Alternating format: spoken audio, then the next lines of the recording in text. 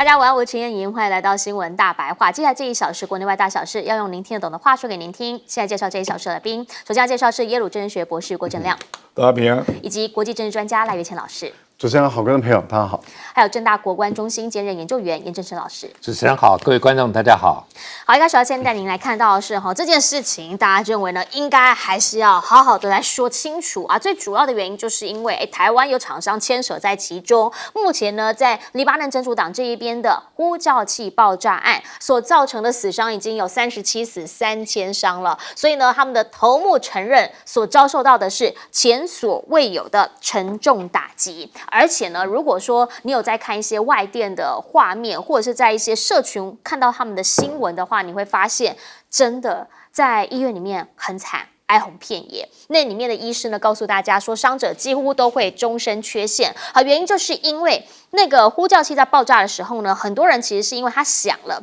走过去拿起来，你要看讯息，那你会近距离的拿起来，眼睛看讯息，所以呢，眼睛是很大的一次受伤点，甚至感叹一个晚上所摘除的眼睛比整个过去的植牙都要来得多，而且受伤的都是年轻男性。他说他真的没看过那样的场面。好，这样的一个状况你就知道了，对于真主党来说当然是重重的一击，沉重的一击过后铁定会有所动作。所以以色列这边呢已经开始紧急调兵了，让五角大厦也忧惊忡忡，因为呢他们在边境开始调了大概1万到2万名的士兵，这一些呢是从8月底加萨南部这边撤出的，全面往北转到黎巴嫩的南部。而黎巴嫩的南部现在呢，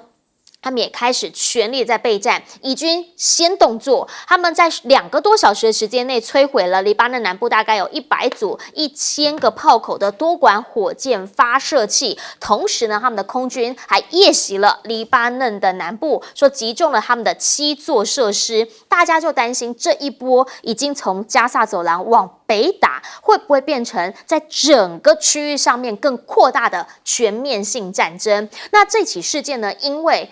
就确实嘛，它3、4千个呼叫器发出去，所伤及的不是只有真主党而已，它还包括了很多的平民百姓。大家都认为这个算不算是所谓的恐怖主义行为？伊朗总统就直接讲了，他的断定是这就叫做恐怖主义，所以他们谴责这个罪行。同时呢，伊朗的革命卫队司令也表示，以色列将会面对来自阵线的强烈回应。而黎巴嫩的这个连环爆所造成在地区上面的后续发展，就包括了航班现在已经开始禁止大家带呼叫器，还有这次不是只有呼叫器而已，还有对讲机能够上飞机，因为担心会有任何的意外。土耳其现在呢也很紧张，不敢大意，开始检查他们自己里面的一些通讯设备，因为可能叫的货在这边流通的都会差不多。好，大家都是非常的严阵以待。而以色列的安全局现在也说了，不是啊，不是只有好像说是他们受到一些的暗杀，我们这边也传出有抓到1名公民是要暗杀纳塔尼亚胡的，这一些呢说都已经及时的被逮捕住了，看起来一触即发，即将会有新的战火。所以在联合国这边呢，耿爽中国的代表他就直接讲了，中方呢他所敦促的是以色列停止拖入另一场浩劫的冒险行径啊。最主要原因是因为这会让中东现在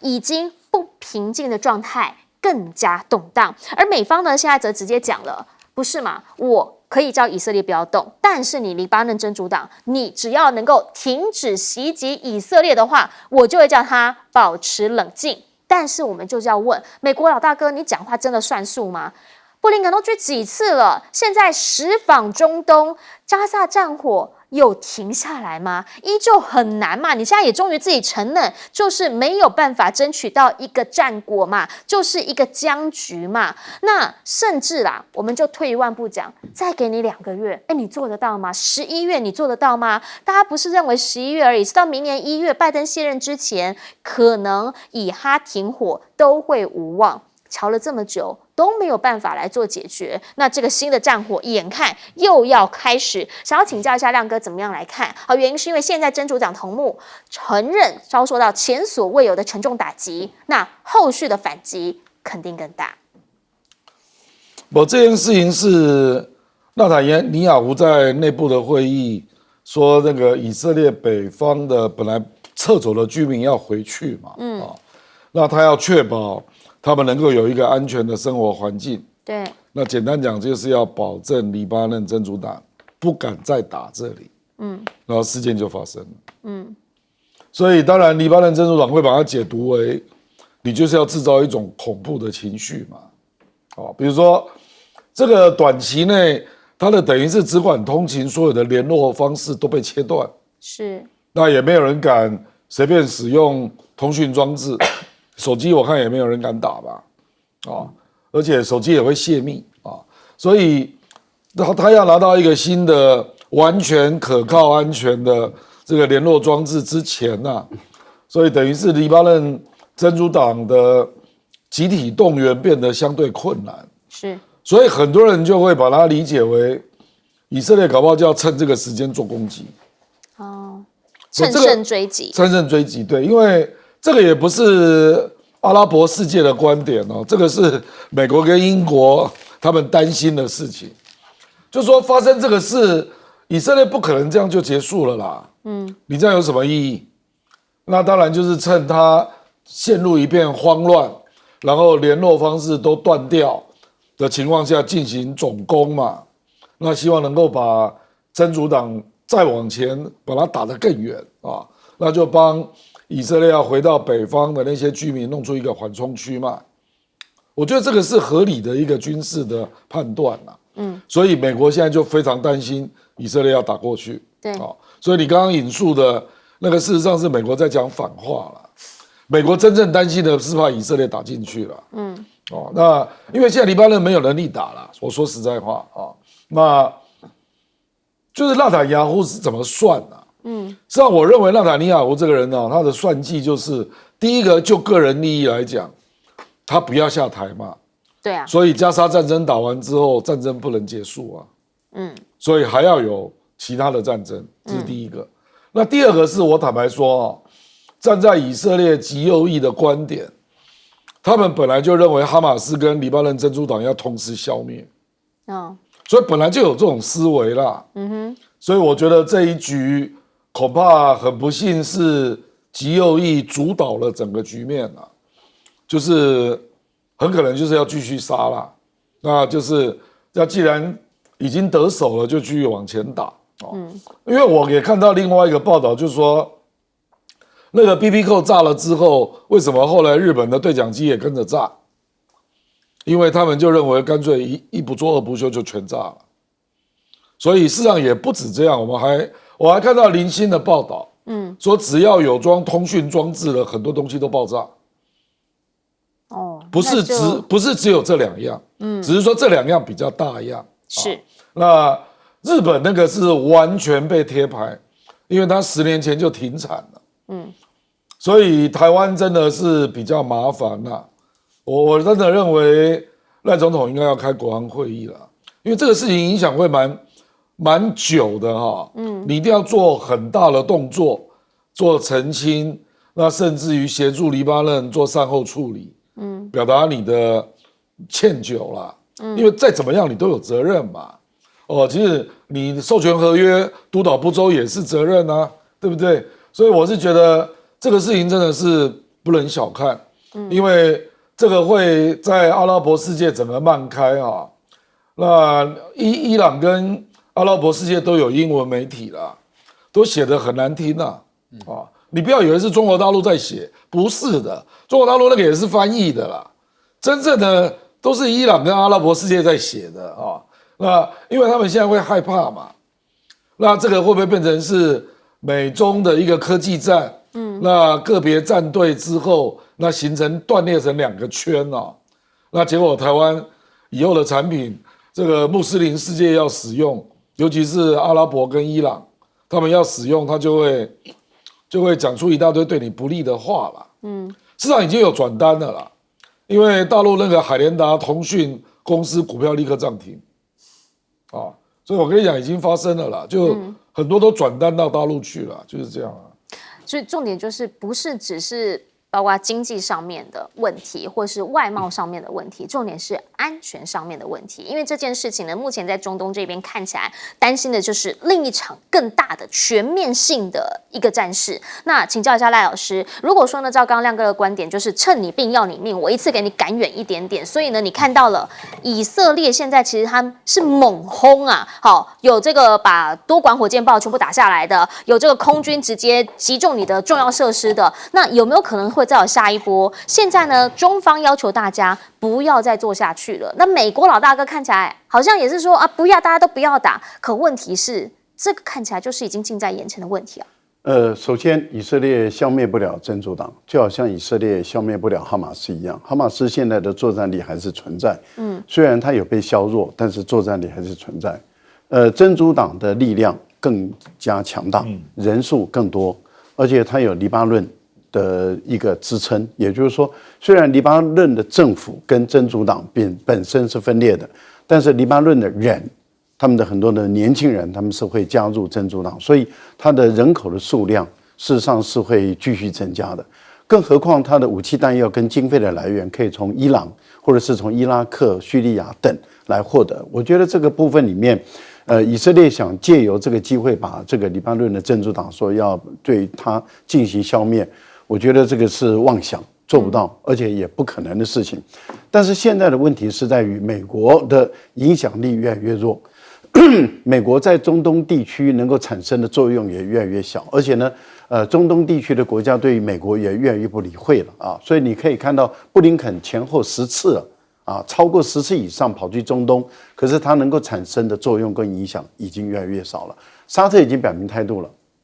也就是说，以色列对于巴勒斯坦的问题不承认，他永远不会跟以色列建交。埃及也表达态度了，支持这个真主党，因为他们反对以色列采用的这样的一个国家恐怖主义的做法。联合国的秘书长也表达态度了，谴责以色列的这个行为。也就是说，目前来讲，大部分的国家都表达态度，谴责以色列的这样的一个国家恐怖主义的行为的时候，只剩下美国啊。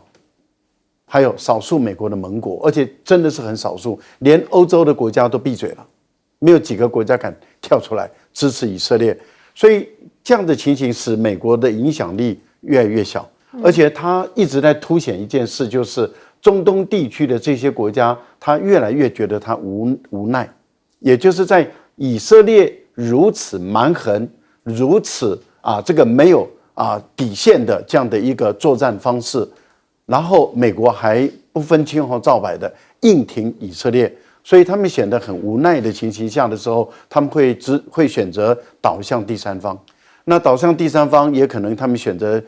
跟俄罗斯建立更紧密关系，更有可能他们会选择跟中国大陆建立更紧密关系。这个我指的是整个中东地区的所有的国家，不管是逊尼派还是什叶派的所有的国家。他们会更选择向中国大陆靠拢，而且跟中国大陆建立更紧密关系，来获得他们所需要的所有的战略武器。这个对于美国在中东地区的影响力，跟欧洲在中东地区的影响力，那当然是不利的。但是对大陆来说，却是非常有利的一个时机，因为客观的环境对大陆在这个地方进行它的外交、军事、经济、安全的工作会更加有利。可是问题就是，我们已经强调这是一个国家恐怖主义的行为。我目前观察到台湾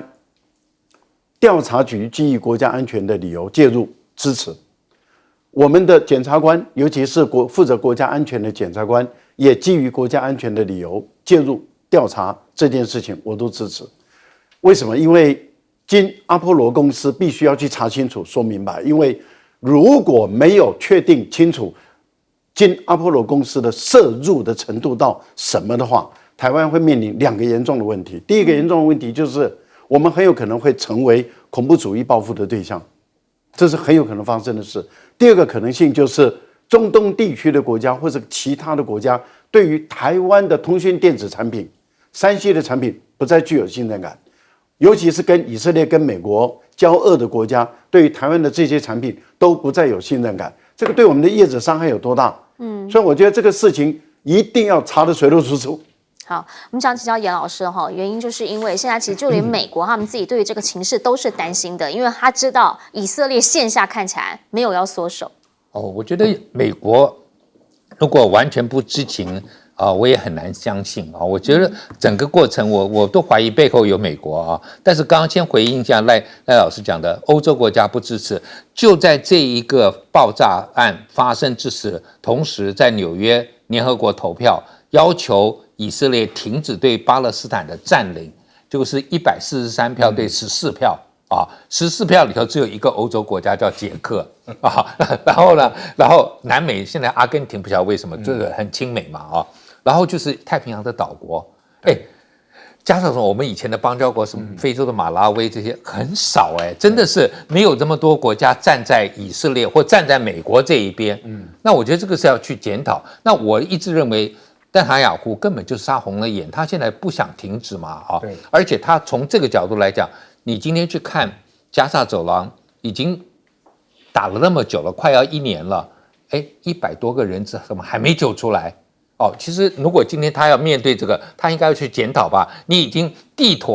毯式的搜索，到最后的结果居然没有进展，那我觉得那些家属一定是很有怨言的。那这个时候忽然又变成创造出一个新的战场在这个黎巴嫩在跟真主党的对抗。那其实这个以色列这个行动如果说我们说摩萨德过去非常著名这种特别的这种精准打击，过去他真的是精准打击，他只打击了一个头目他觉得说只要抓到头大概都可以。可是这一次不一样这次受伤的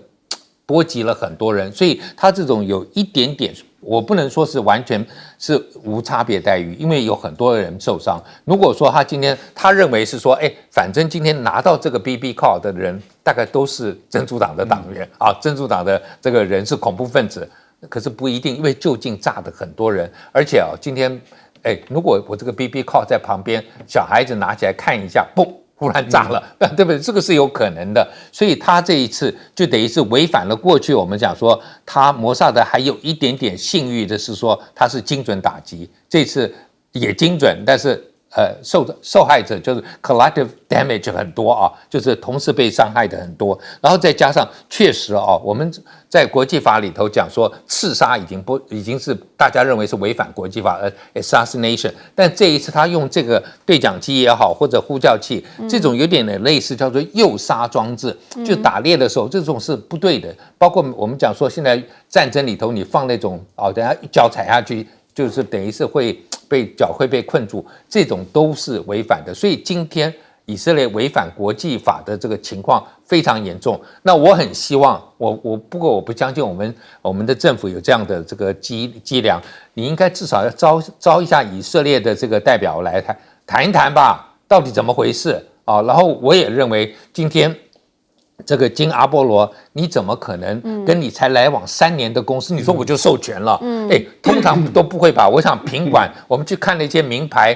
苹果也好或什么，它都要经过多长的关系，它都不一定会授权那你自己的品管也出了问题，然后你怎么会去授权？是不是有来自于哪一方的压力让你要这么做？现在他只能证明说，他说我那个爆炸的装置不是在台湾的，可是这个本机可能还是在台湾做的。对对好，我们先进一下广告，广告回来我们继续来看国际间还有哪些话题。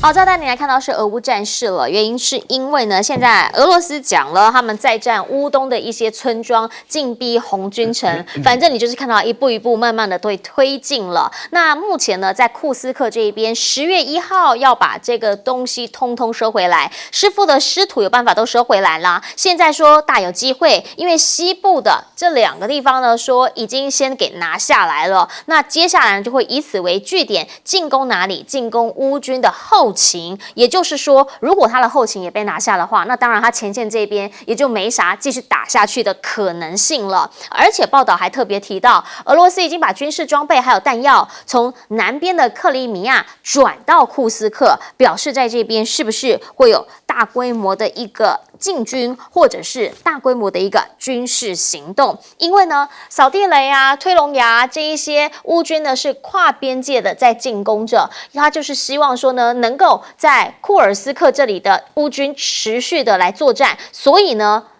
进去的那个他宣称是他所谓胜利计划第一步的，绝对不能失去。后续如果要失去的话，哇，那不得了了，跟西方国家、跟美国老大哥要怎么来交代？所以你也看到很多国家现在开始有一些新的动作，譬如说印度，路透社有报道说，印度弹药现在进入了乌克兰，让俄罗斯这边很愤怒。好，可是专家的讲法是，他其实是要做什么事情？他要让西方跟他讲，我在俄乌战争里面，我其实没有站在俄罗斯这一边，但眼看着，其实德国这边开始有一些立场松动，或是周边的西方国家开始立场松动的时候，印度突然来这一棋，到底有没有用？不知道。俄罗斯呢，则是说了，他们靠自己。普京告诉你，他今年无人机的产量达到140万辆，要确保的就是他们的武装部队在乌克兰可以取得胜利。毕竟这场战争从头到尾，大家讲的都是无人机如何在战场上面发挥功效。而与此同时呢，也发现他准备在极圈这里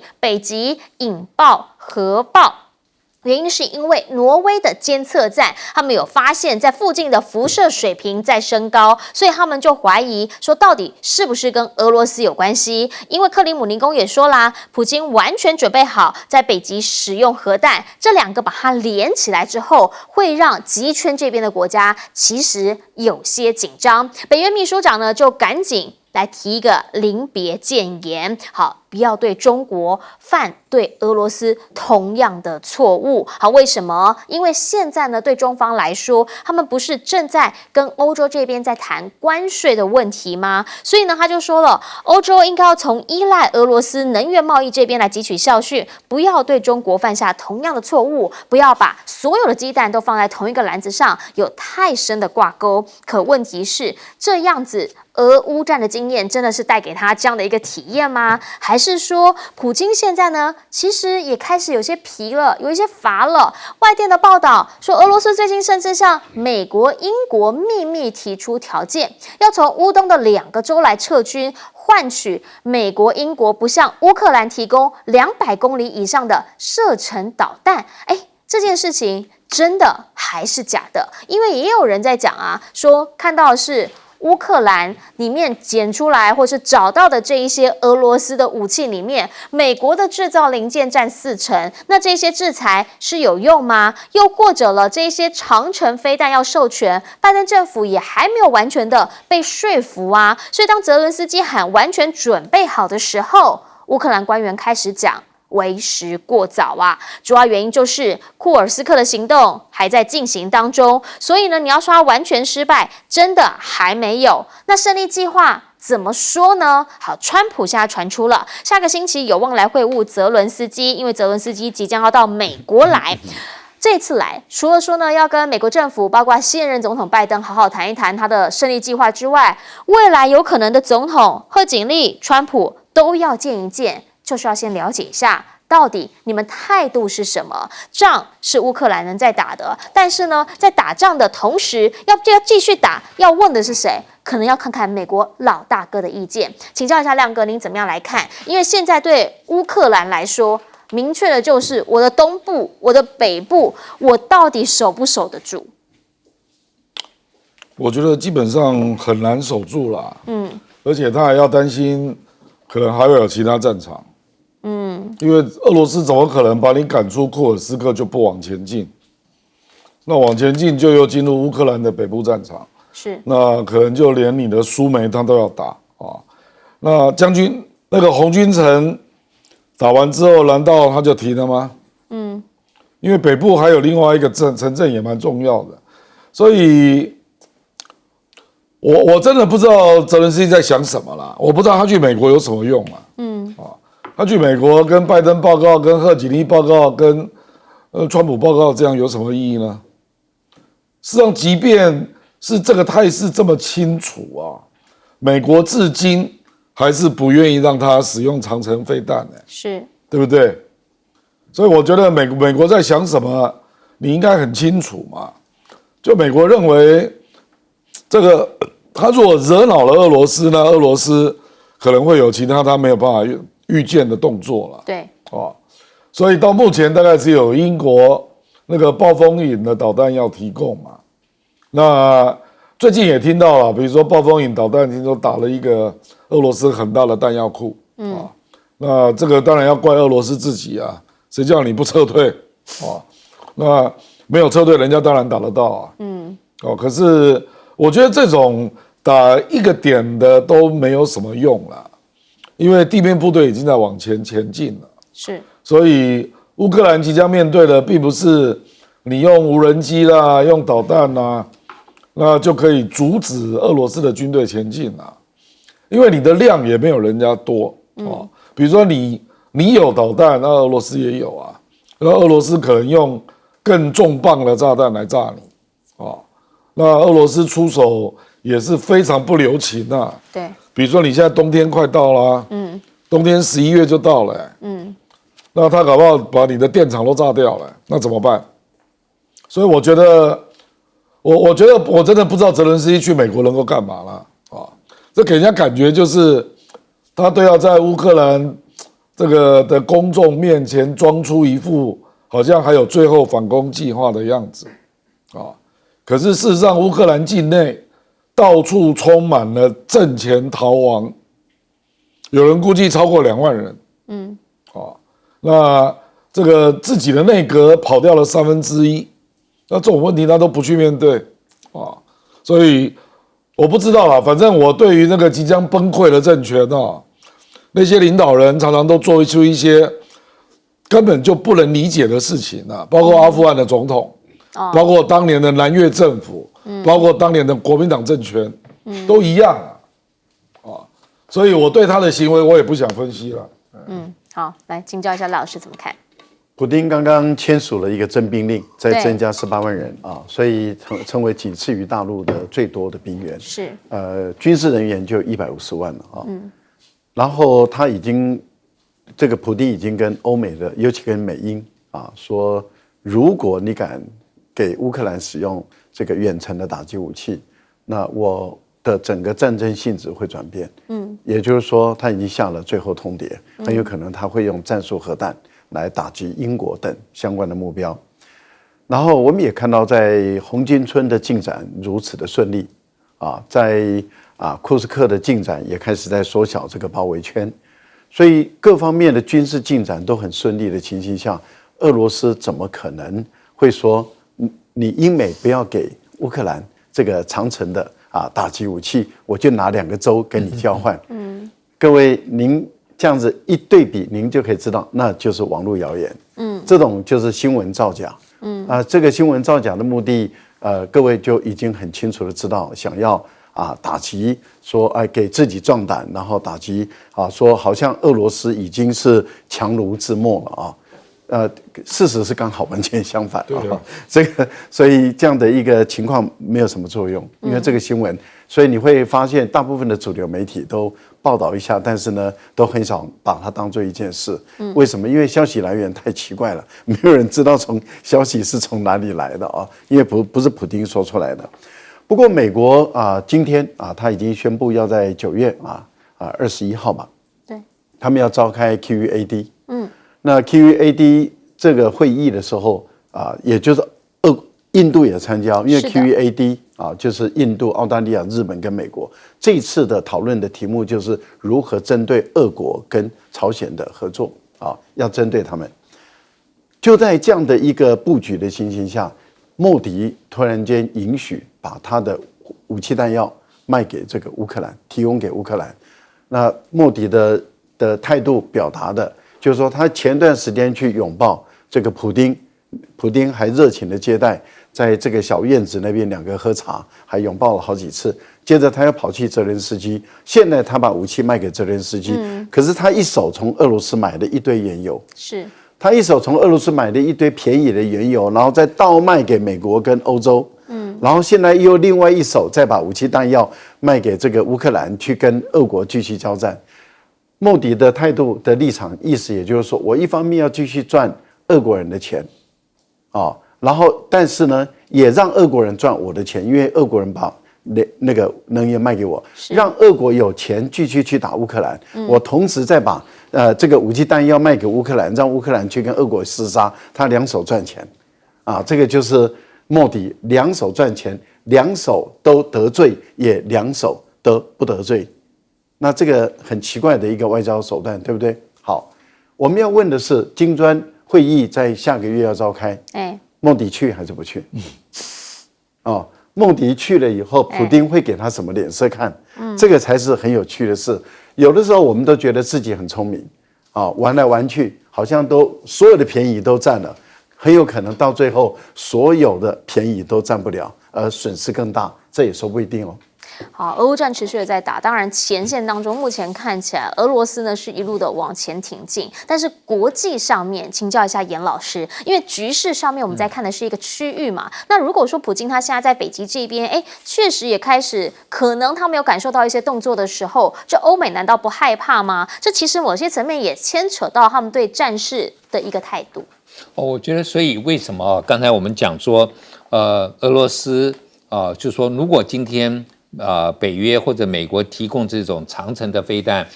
可以打进俄罗斯很深的一个领土的部分，它绝对会有一个报复的行为，很可能用这个核武。这也是为什么到现在为止甚至泽伦斯基都说美国还没有同意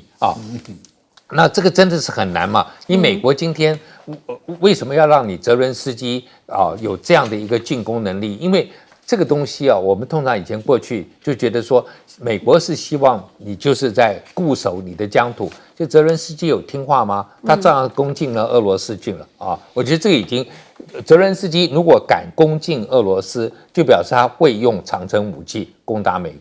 俄罗斯。那你美国还要进去，然后惹出更危险的这个状况，就俄罗斯今天报复，很可能就是大规模毁灭性的武器。那我觉得北约国家也受不了，美国也不愿意这样子做那如果说今天俄罗斯为什么泽伦斯基为什么还要这么做？大概就是希望说，在11月之前因为现在看起来对泽伦斯基最好的是叫拜登。可是拜登马上就要下台了无论是贺锦丽，虽然贺锦丽也支持，可是绝对这个力道跟拜登有差然后呢，如果是川普，他可能更糟糕虽然他又要去访问，然后又要跟他们见面，但是我觉得说就是在延缓他可能要面对的更大的挑战。那希望能够透过一些比较好像要5毛给1块，就是我如果今天那大家觉得说，那我没办法提供你真正的长程的这个飞弹进入到俄罗斯领土，那你要其他东西多给我一点吧，来补一下，来自卫还来做一些防守的工作，否则的话他一定输。所以他的喊价行为是我觉得刚才讲到印度，我们讲到莫迪的喊价行为也是很有趣。泽伦斯基也很会喊价呀，他没事就攻进一下，就说我们不是弱鸡我们还有点进攻能力，那你要提供我一些。大家又怕说你提供你太多，你会不会攻进去？他喊价那你给我一些比较防守性的武器也可以嘛？所以这是泽伦斯基在操弄这个美国很多，我觉得就是美国拜登政府有很多人就不能看到乌克兰输掉。一定要维持乌克兰，然后作为一个跟这个俄罗斯之间的一个杠杆，但是看起来最后的结果，我们刚刚前面提到说什么还你2个州，怎么可能呢？不太可能的事情。那但是大家都不愿意，就是说看到乌克兰整个节节落败，那总是希望还是至少维持一个跟俄罗斯的缓冲区那我觉得这个大概是目前我们可以预期的。好，国际政治上面讲求的是实力啦。当前线呢，你看的俄罗斯他们的大军不断在征兵，甚至呢这个武器在往前，然后告诉你说我们量能都没有问题，还可以军演的时候，大家也想知道的是两边背后或是真正那个引武者到底有没有真心想要让战事暂停。我们先进广告，等等回来继续说。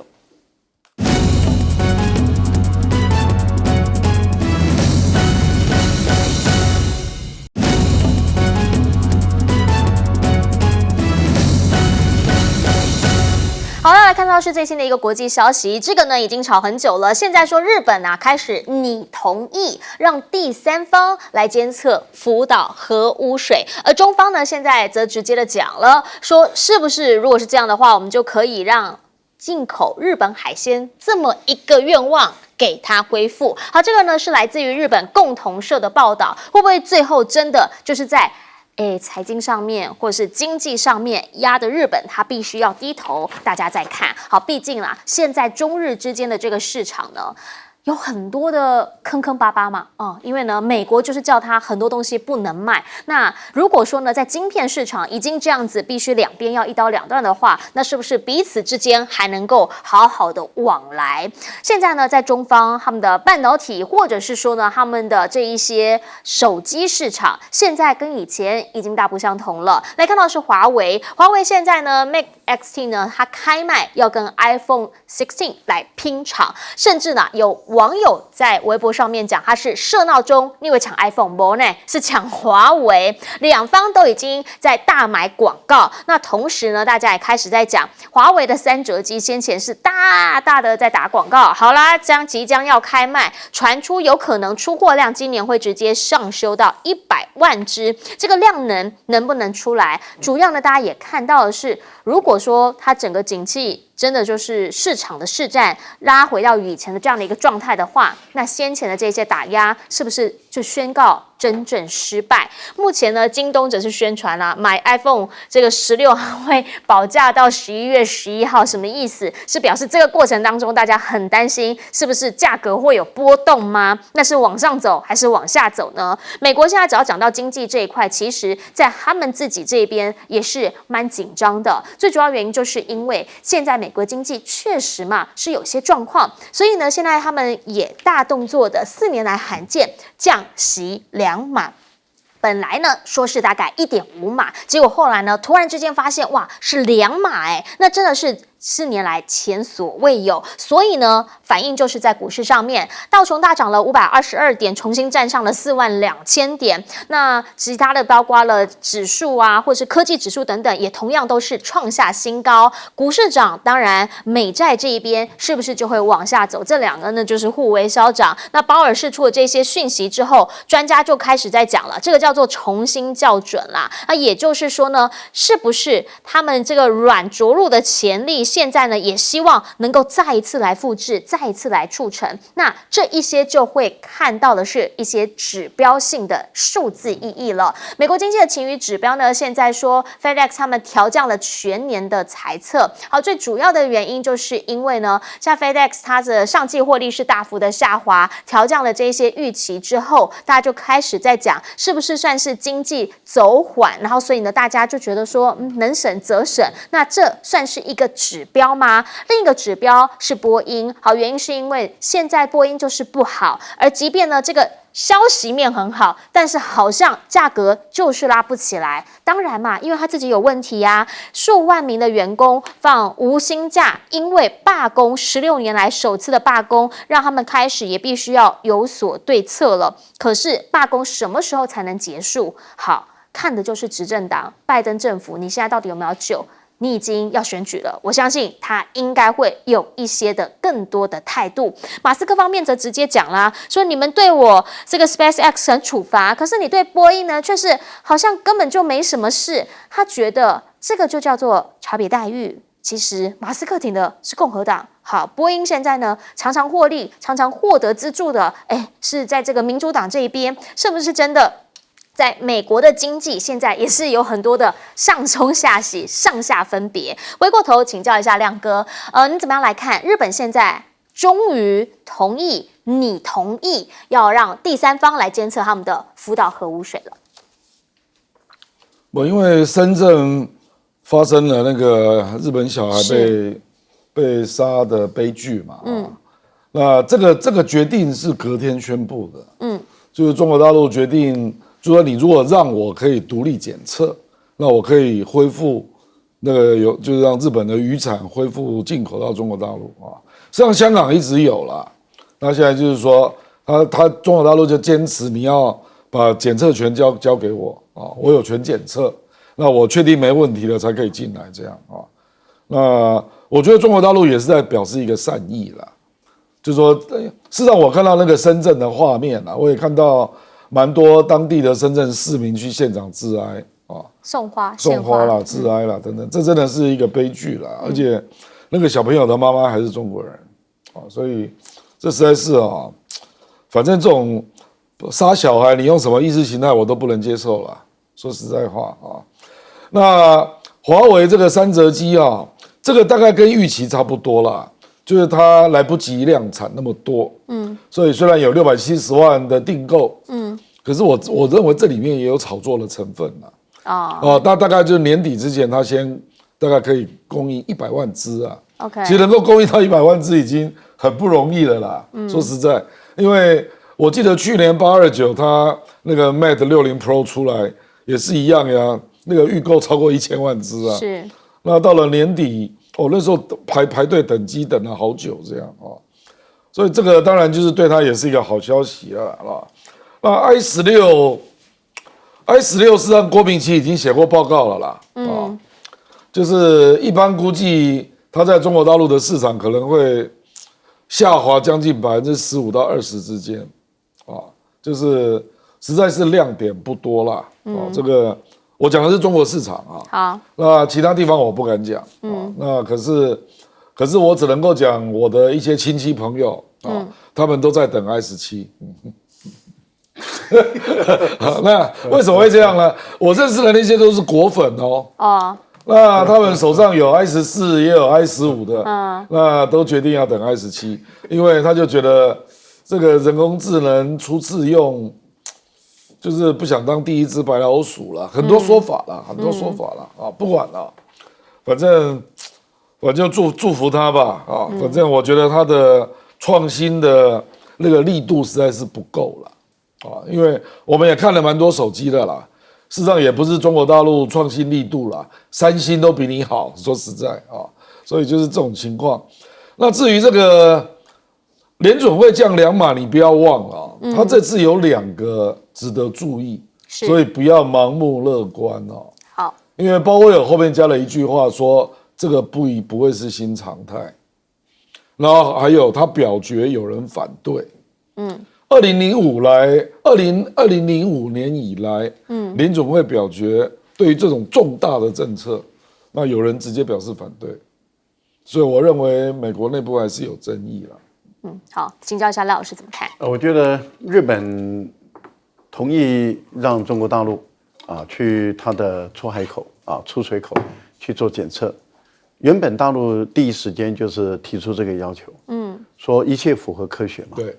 那符合科学以后，如果没有问题，我就让你通过嘛。而且不能够只检测穿跟奶嘛，因为当时有要求，就是说不同的数值，对不同的数据，而且不同的辐射不应该只按照这个你限定的这2种来检测。日本一直拒绝，那现在日本妥协了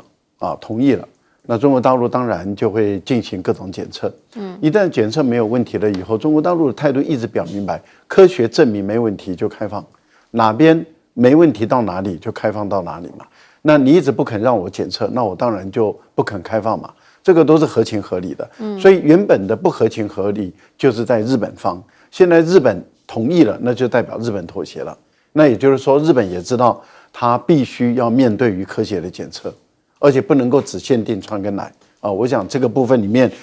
日本总算这个军国主义者退了一步了，软化了那我觉得这个是好的开始。也就是说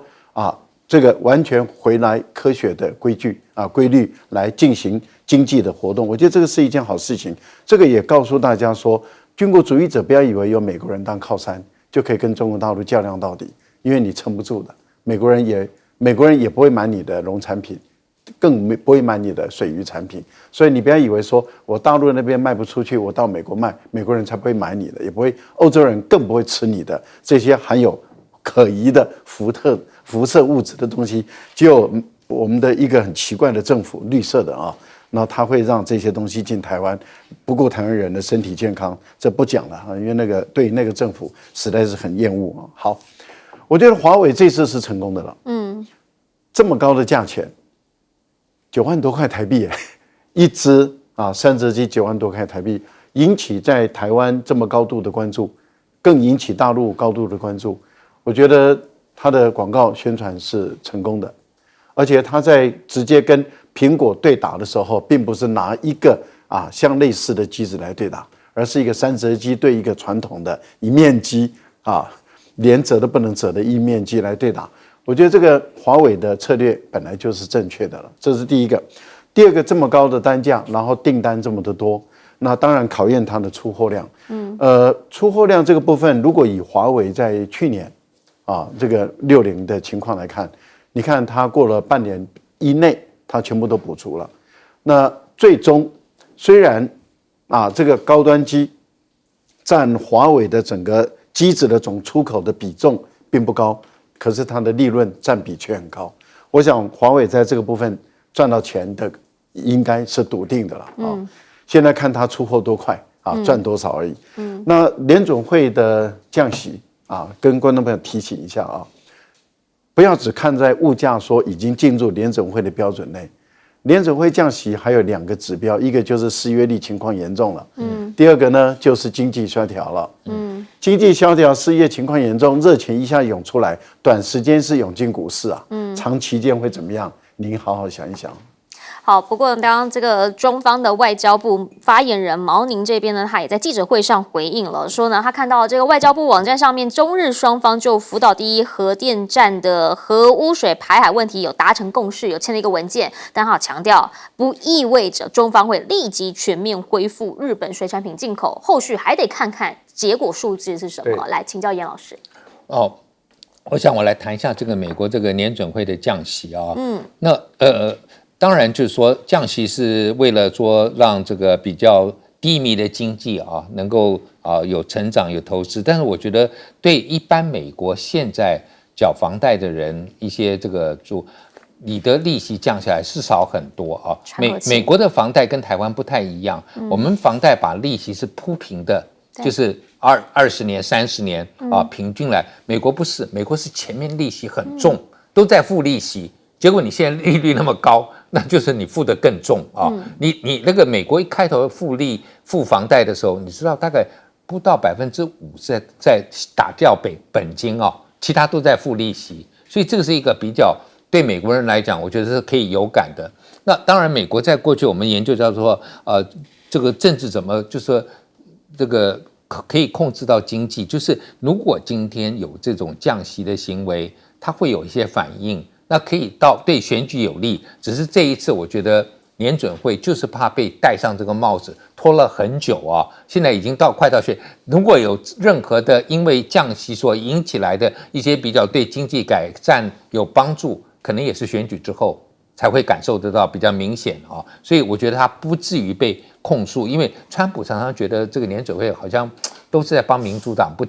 没有照顾到他。那我觉得联准会也知道有这个问题，刚刚赖老师也提到，就是说如果说今天有人反对那我觉得这些大概都会造成你联准会觉得说我不要成为政党的工具。那我觉得我们台湾，我们希望我们的中央银行也是一样不要就是说当这个不专业的政治人物要求你做什么，你就一定要做。那另外就是说，如果今天我们看波音为什么还没上来我觉得波音现在就是为什么会有这么多的波音的员工在抗，就是第一个我们讲说进行罢工，因为他们觉得说换了老板，现在换了一个真正的是一个工程师出身的，可能比较懂我们，所以他们在趁这个机会而且你波音自己又承诺说还有一个未来性797可能会出来，可是问题是你要把这个现在的这个 Supermax 要把它先卖完之后，你才能够开始再搞797，不然的话你现在有797，大家马上说那我改成797了就不买这些，所以